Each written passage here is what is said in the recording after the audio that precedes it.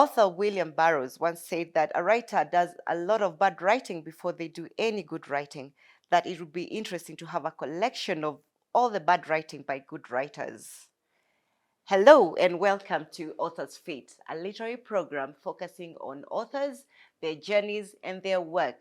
Our guest today, maybe she has done a lot of bad writing, we don't know. We are going to find out. But Kendi Karimi is with us and we're going to find out what she's up to. Welcome to the program, Kendi. Thank you for making time to come. Yes, no What worries. are you reading right now?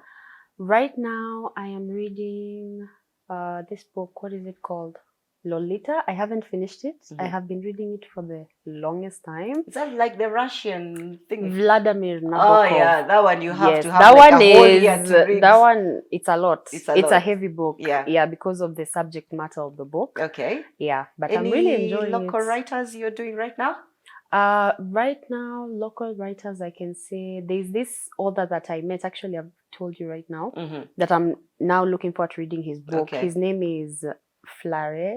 Okay. Or Akipole. I have murdered his name. That's okay. But yes. So we've just exchanged books today in the morning. So I'm looking forward to reading his work. Are you a writer and a reader equally, or does one outweigh the other? I feel like I am more a writer than a reader, even though I want to be more a reader than a writer, because you can't be a good writer if you're not reading as much, you know. I agree. Yes, so you have to really read a lot in order to become a good writer. Okay. So I'm trying to now read more books this year. This year my goal is to read at least 50 books. That's a good number. That's I usually do about 60, so that's it's wow. doable. Congratulations. I do a lot of reading. So have you done you've done a lot of writing. That one is, I mean, Kendi is putting a poem out. Kendi is putting a story out. Kendi has 12 books published there. Some of them are here and some of them are not here. That's an incredible number of books out there. Any stories of bad writing? Have you looked at your work and cringed? Definitely. Yes. So, like, for example, I will give an example with this, The Cages We Built. The first time that I wrote it was during Corona 2019 in November. And then when I wanted to release it, I decided, let me look at it again. It was a little bit, a few months after I decided, let me look at it again.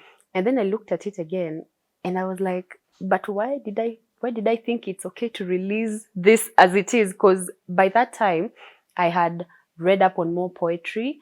I had taken a writing class. So now I could see a lot of mistakes in the book that at that time when I was writing, I'm thinking, oh, this book is so nice. What kind of mistakes? Like a grammatical spelling or just structure? More of how it sounds. Yeah, more of how it sounds. Like I'll read it and I'm like, I don't like how that sounds, you know? Or you read something and it's metaphor, but it's not quite making sense. It's not coming together. So after the few months now, even after the writing class, I was able to now go through whatever it is that I had written and be like, oh, okay, so instead of talking about the sand and the sea and the sky, and I can look at a theme, find a theme, and then now make the piece more cohesive. Okay. Yeah. You like animals. I see. You're the one that told me that. You didn't realize that? No. Oh, I have never realized that. Because So a lot of your work has animals in it, and I'm thinking, I think she likes animals. It's not conscious. It's not conscious. That it's not is a so conscious interesting. decision. I wish I didn't tell you. Then it's not a conscious decision at all. Yeah, but I feel like animals are just like you can borrow so much. No, unfortunately. Would you like to own a pet? I would love to own a dog, a parrot, but just not like lizards and all that, because there's some people. So you love animals. Yes, so yes, that is yes. I'm glad to make you realize your love for animals. Yes. May they be happy in your presence.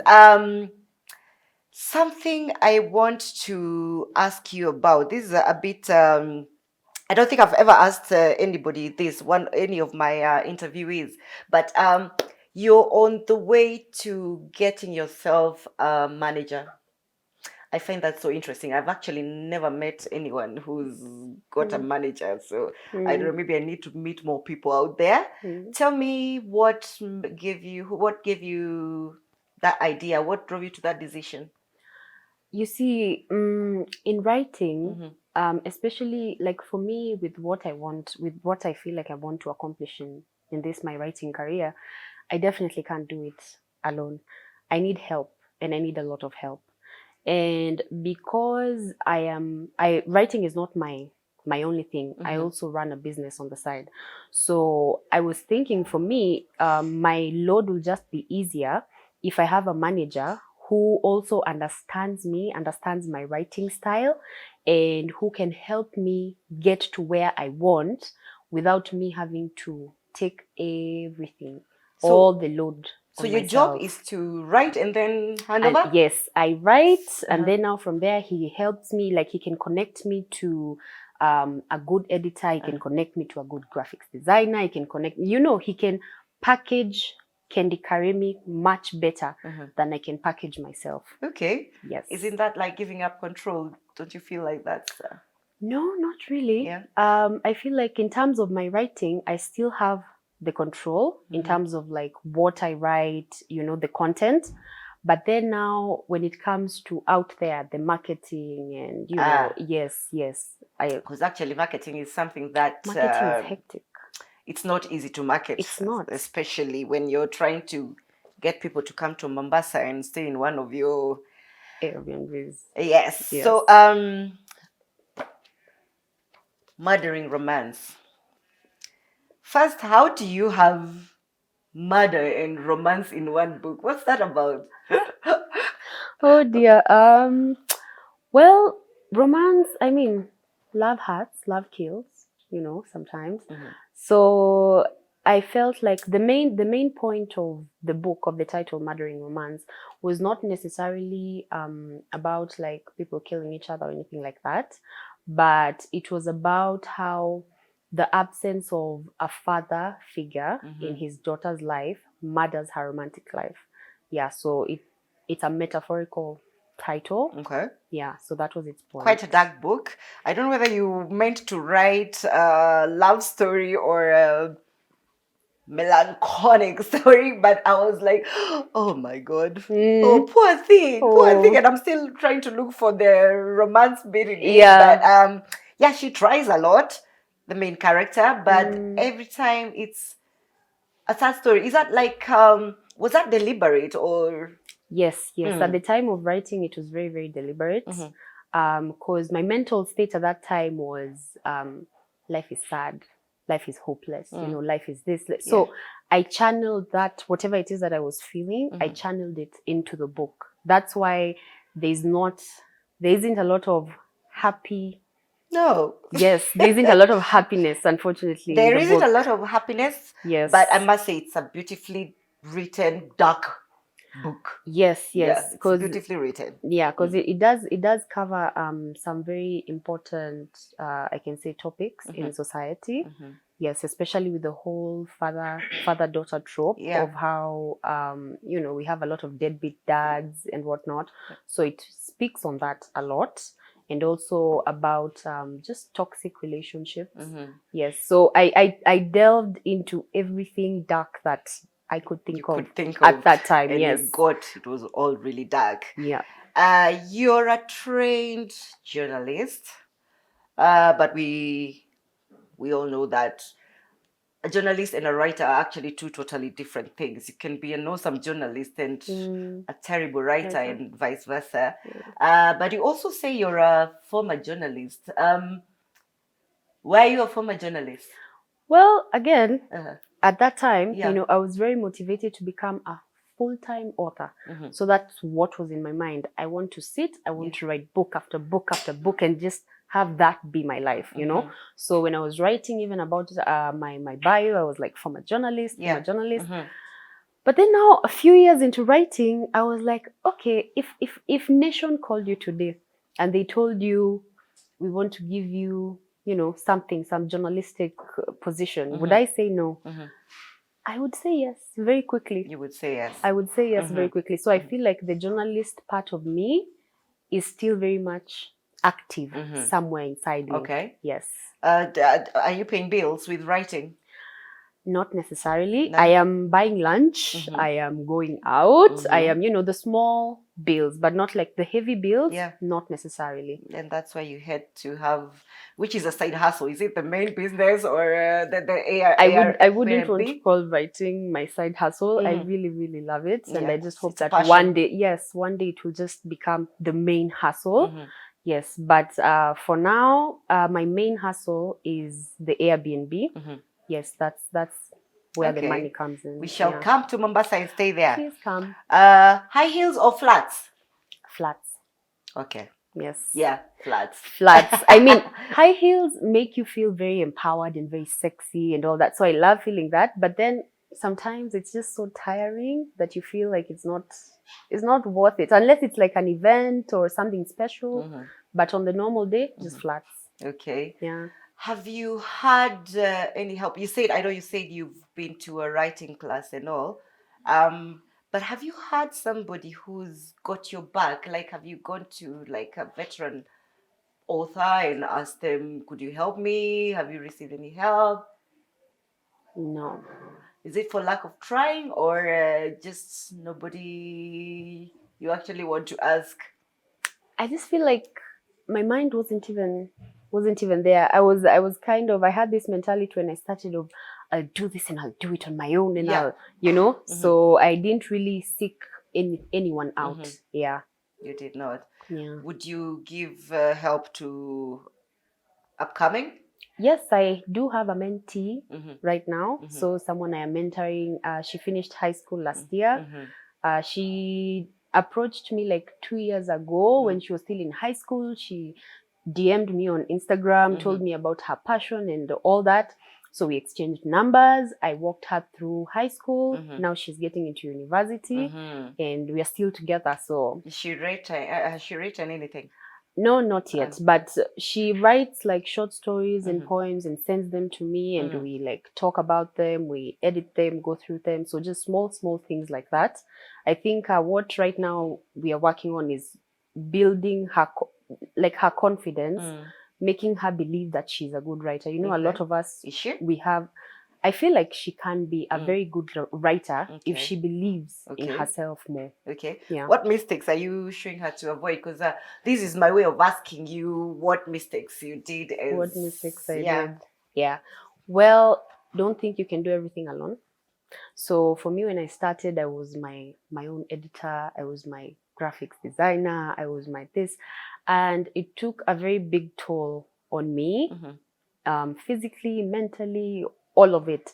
So when we're working with her, I tell her, like, for example, you write something, don't just think that because you read it and you think it's so awesome that there are no mistakes in it, and just give someone else. Let whatever you have written go through someone else's eyes first, because you're not objective, but someone else will give you feedback from a very objective point of view, unlike you.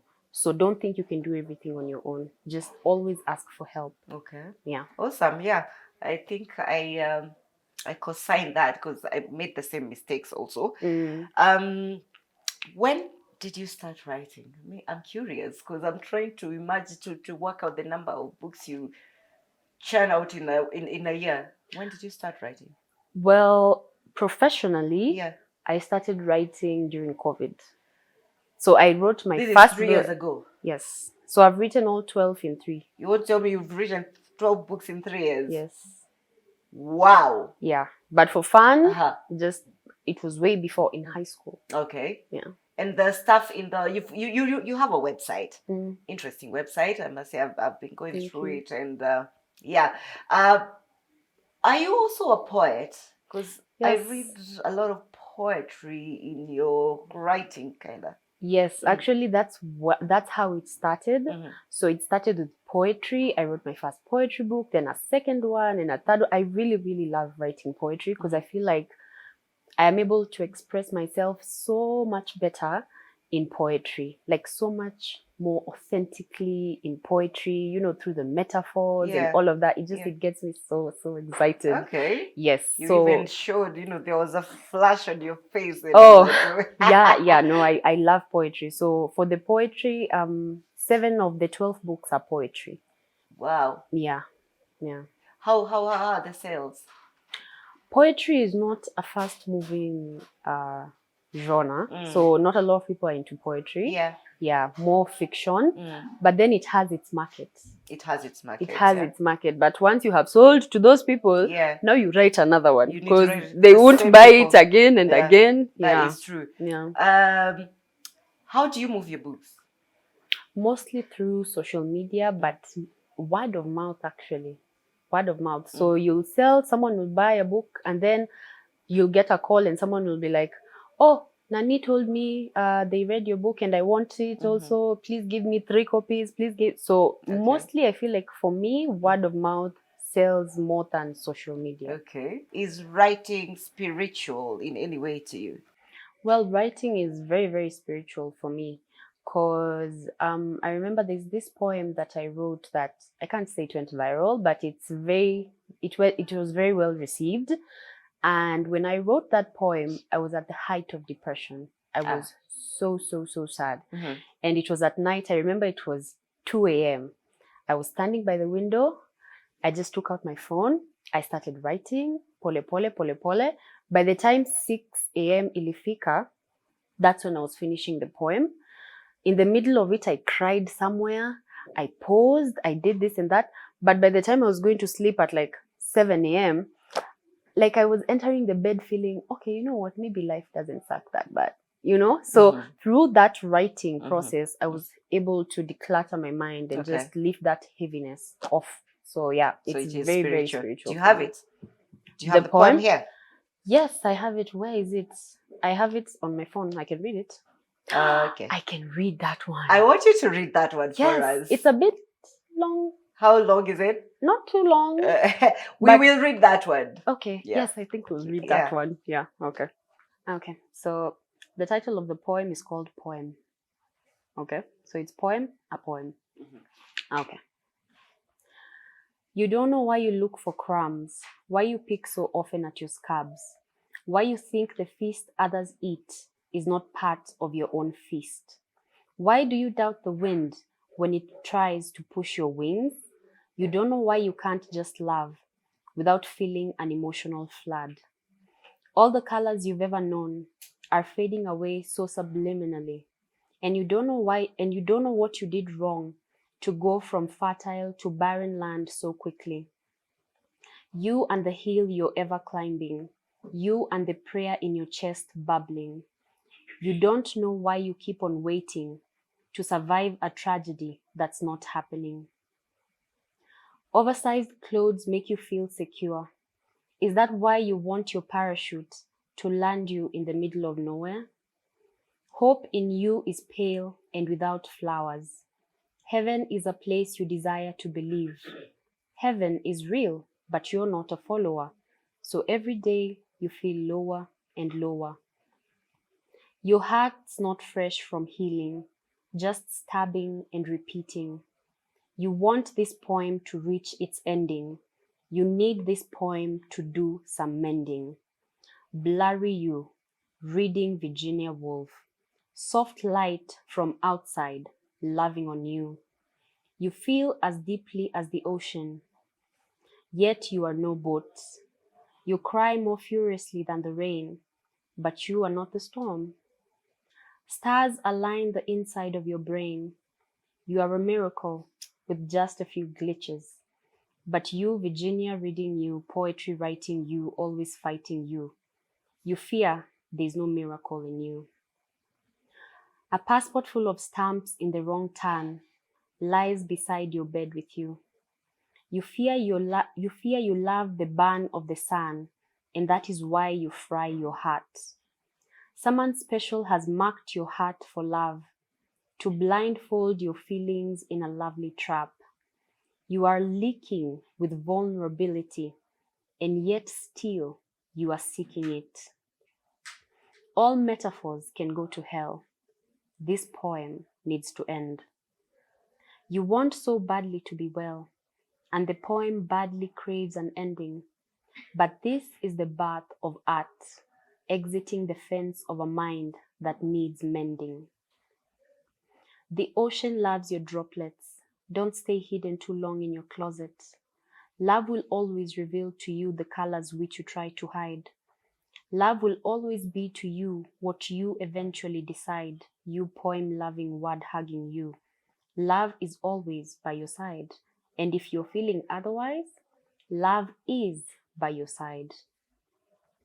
What your hands did do was hold you, and that is what your heart didn't do. Inside, it felt deserted to you. Your favorite person is not you, and that's a nightmare you never thought would come true. All you sing is love songs with breasts out your chest. You were taught how to love wrong before you outgrew your mother's nest. And now the nightmare is in your chest, in your head, in your chest, in your head. Soft, supple sun. You are loved. Heal, my love, you are loved. You almost bloom, but you must write what you must write. You think no light is governing you, yet you don't lack the words to write. Harmonize the keys in your black and white. If you want music, play every beat you like. You who know better than to walk in a rainy day, walk in a rainy day. Vividly dream and jump with both feet into the paint that colors joy. You don't know why the divine feels like it's missing, like it's kissing everyone else except you who need the kissing. Here you are, full of breath, beguiling with your beauty, so overwhelmed by the darkness that came to emphasize your shining. Nothing is late. I hope you'll be able to relate. Drink the wine of poetry if it neutralizes your suffering. You are the depth you are looking for, the heart you search for with your heart. You are more than a hand will ever hold. You need to let the latent go. Fragments of fiction, fragments of friction attack outer you. Life's minuscule debris seems flattering. Fragments of friction attack inner you, and you flat with minuscule debris. Just pause. See that you are not remotely close to your magic. Then see yourself have it. You're punished with rejection is what you think. You want to break free from that deception because it's what's making you sink. Why do you doubt the great height to which your wings have the right? You don't know why you can't just love when love tries to push your wings. You eyes shutting, sleep wanting you, 4 a.m. sleeping you. Don't deny you're overflowing. Tickled and tackled by your aching dreams. You don't want to fall into false dreams with false hopes of blooming. 5 a.m. sleeping you. The night came running for you. Too late did you refuse its call, if you were even to refuse at all. The light was meant to catch you even if it was late. The sky was meant to fly you and aid your ascent to the moon. No lie was meant to find you, but so many did mark you.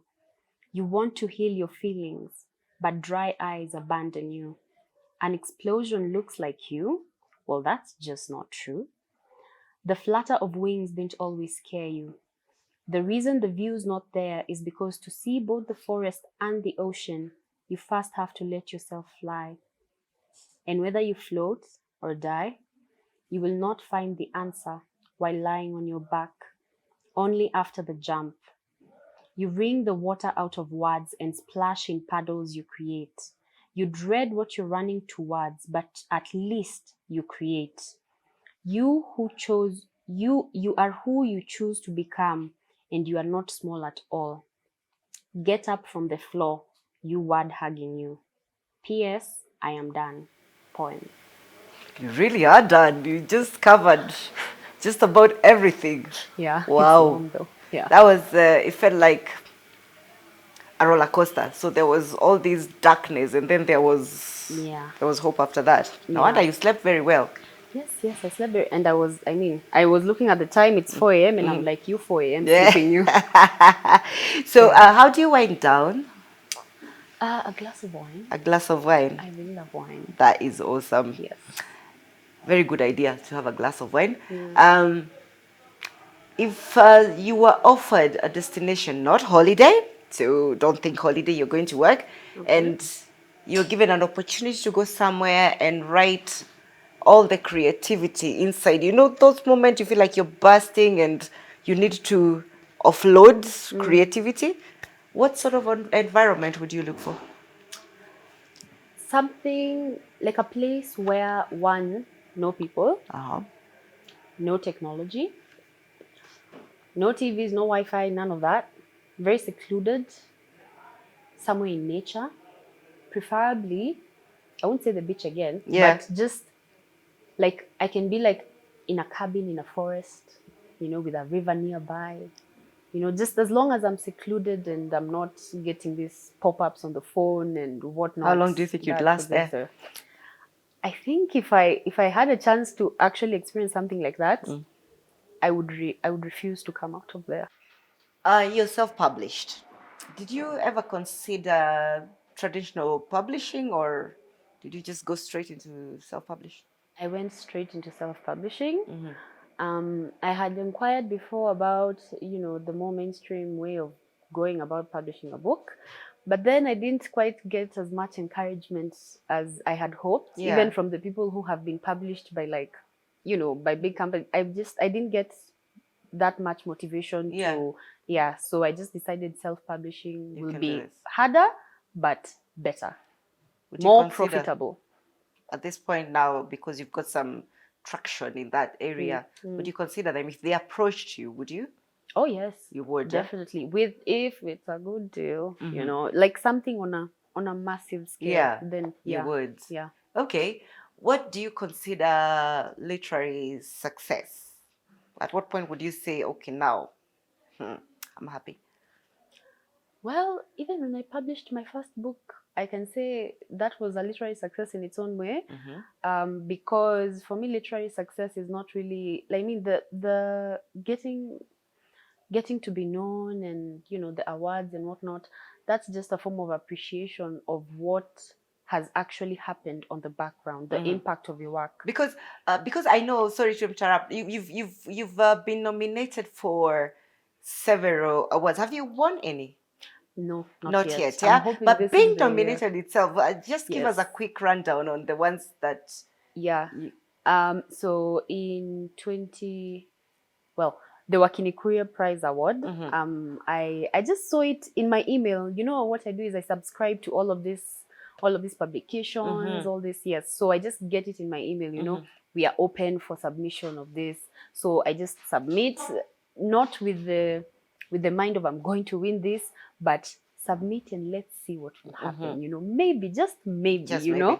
Yes. And then after that, the following year, it was the African Writers Awards. Yes, and that one took me by surprise because I was 100% sure whatever I submitted, it was a good story. Yeah. But then when you see everyone else who has submitted, you're just like, there's no way. Yeah, There's no way they're going to even you were longlist among me. giants. Yeah, there's no way. But then I was longlisted, and then I was like, oh wow. Mm. And then a little bit later, shortlisted, and I was like, oh wow. So I was actually excited last year. I was like, I might win. You just might. But I didn't. You did not. But that is literary success, actually, if you ask me. Parting shot. Is there anything you'd like to tell us? Give us a parting shot. You just speak to that camera. Okay. Well, first of all, I just want to say hi, Mom. Yes. And my grandfather. Yes. If he watches this, he'd be like, Kendi. Huh? So just hi, Mr. Frank Njage. And I just wanted to say, maybe I can finish in terms of what literary success means for me. So literary success for me is when someone texts me, because when someone texts me or when someone calls me and they tell me, I read your book, and because of what you have read, I made a phone call to someone about a decision I was either afraid of making or something like that. So it changed their lives in terms of impacting their lives, not just in thought, but in action as well, And I think for me, that is what literally success is. Someone telling me that I have done this because I read your book. I have done that because that is huge for me. Because for words to move you like that, it's powerful. it's beautiful. So yeah. Lovely. Yeah.